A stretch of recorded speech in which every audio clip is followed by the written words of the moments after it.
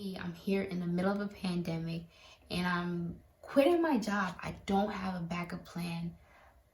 I don't know what I'm going to do next.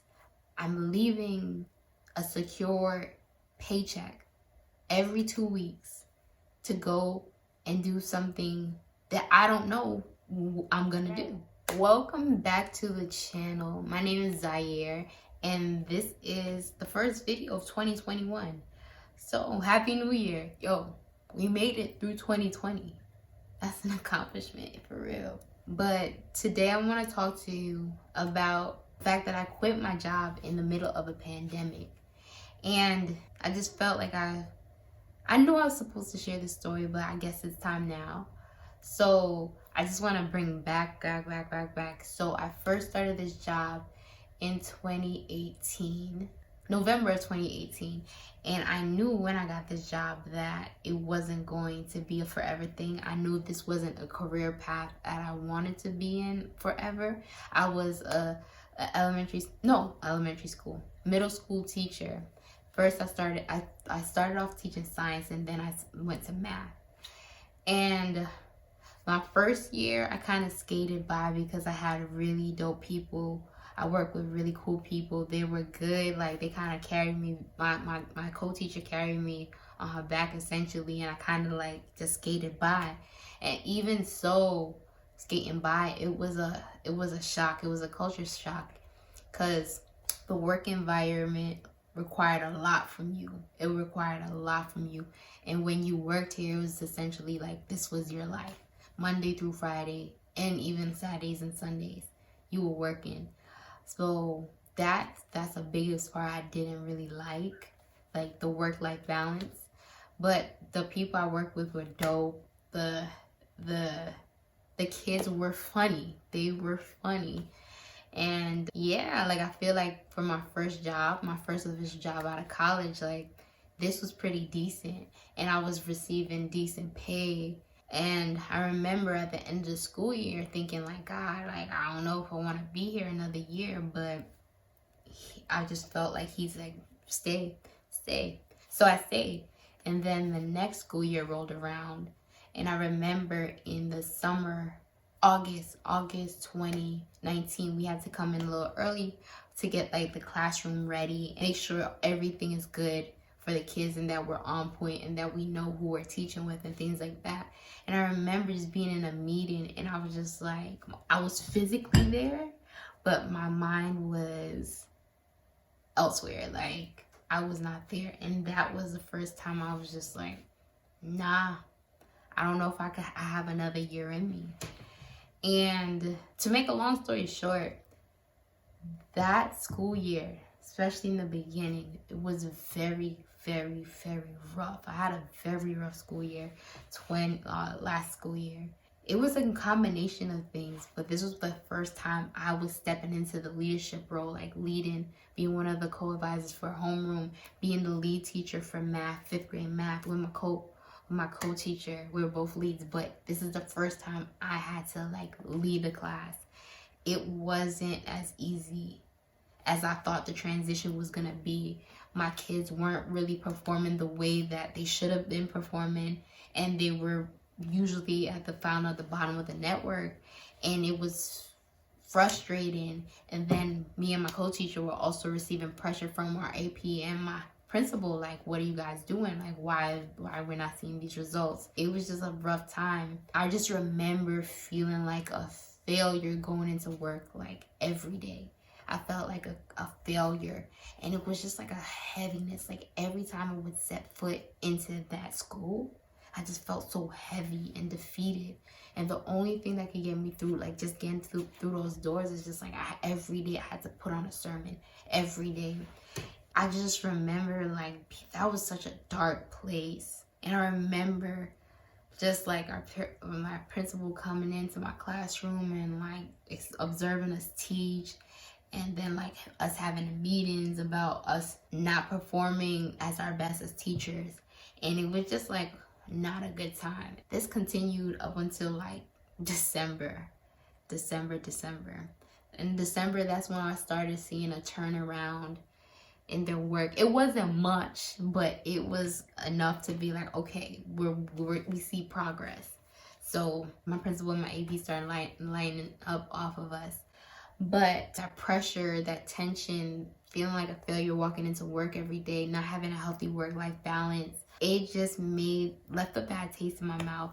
And I was like completely over it. My principal, I think they do this at the other schools too. My principal, she would call people in and like ask them, oh, are you staying? Are you going? So that they could plan ahead for the next school year. So I remember she called me in December and she asked me if I was staying, and I told her no. And it was just like, okay. And then I left. And that was the first time I expressed that I don't want to come back. Then January came, and I think in late January or early February of 2020, I had this dream. And before 2020, I was not remembering much of any of my dreams. Like, they would come here and there, but I was not remembering many of my dreams. I remember late January 2020, I had this dream. I had this dream that I was in this school. It wasn't the school a physical school that I teach at, but it was a school. And my coworkers were in the school. And I don't know if there was a threat outside or inside, but the school itself was in lockdown. And I remember everybody around me just running around in panic. And I'm just remembering thinking, like, how am I going to get out of this? The dream just shifted. And somehow I'm outside with my principal, and it's just like calm. The energy's calm. There's no more like anxiety. I just walk away. After I woke up out that dream, I was just like, yeah, it's time for me to go. I don't know how, I don't know when, but I know I gotta go. I have this in the back of my mind.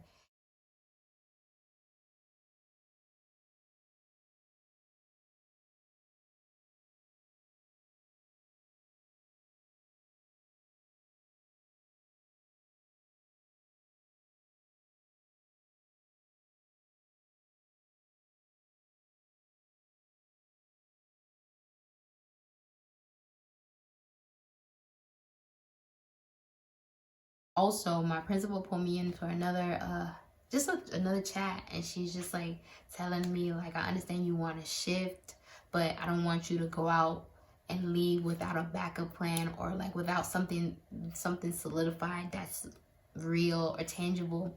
So she's telling me, like, there's room for like growth in the company, and you should basically look into that. And I was just like, I hear you. So now that's planted seeds of doubt into like what I believe God is telling me to go. You're right, I don't have a backup plan. I don't have something solid. I don't know where I'm going next. Kind of was torn. And then COVID happens, and then everything is shut down. We stop teaching in person, and then we go online. So now I'm really confused, because I'm just like, God, you showed me that I'm gonna quit my job, but we're in the middle of a pandemic. So I am not quitting my job. But it was just like this tug of war throughout the rest of the school year. I don't know what I'm gonna do.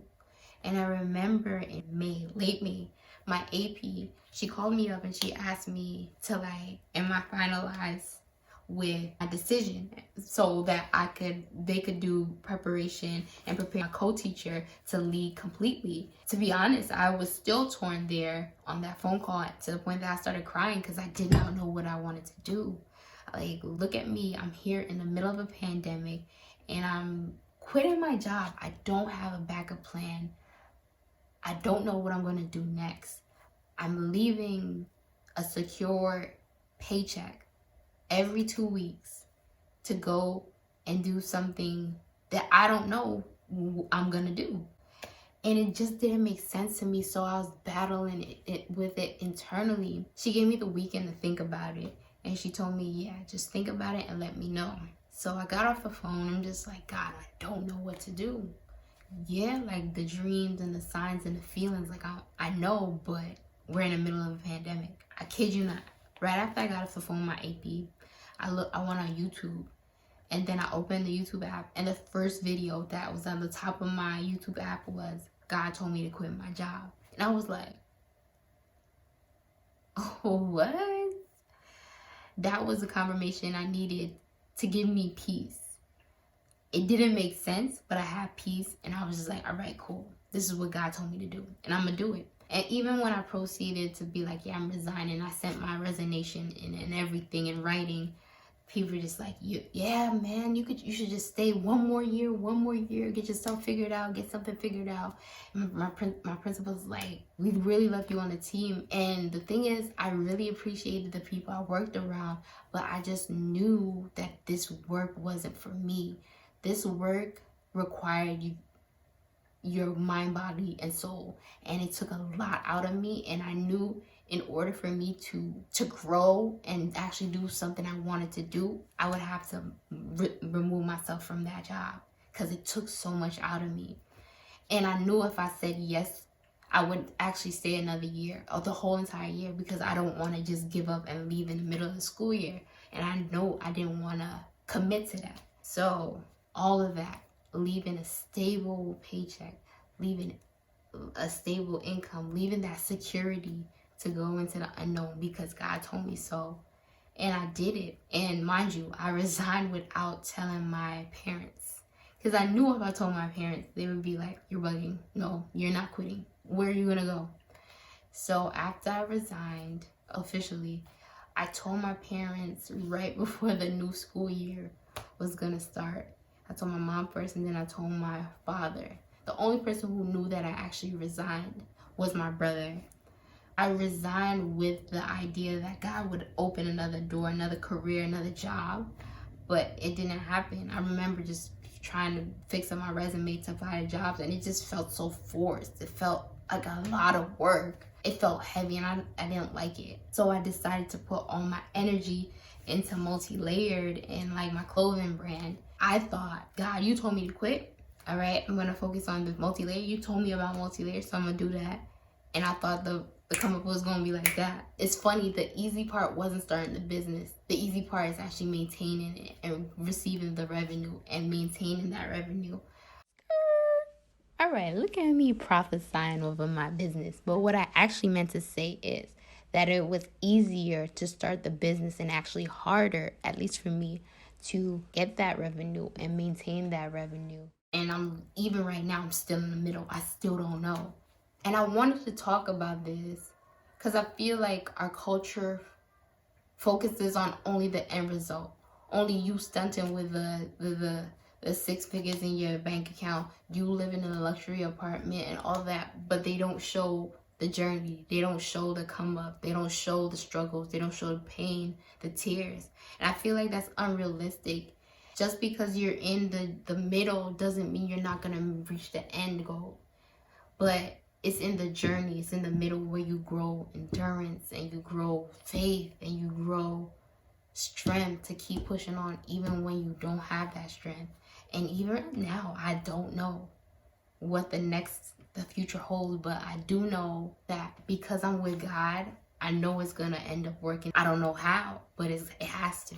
I'm at that point where it's just like, it has to. This is me being transparent and just starting the year off with transparency and start setting the tone for my channel. And I just want to start bringing more authentic, transparent content and more real life content on my channel. And yeah, I just hope that you guys were entertained. If you made it this far, y'all real, y'all OGs, y'all real. And yeah, that's my spiel. I hope you enjoyed the video. Like, comment, share, subscribe to anybody you think it may help.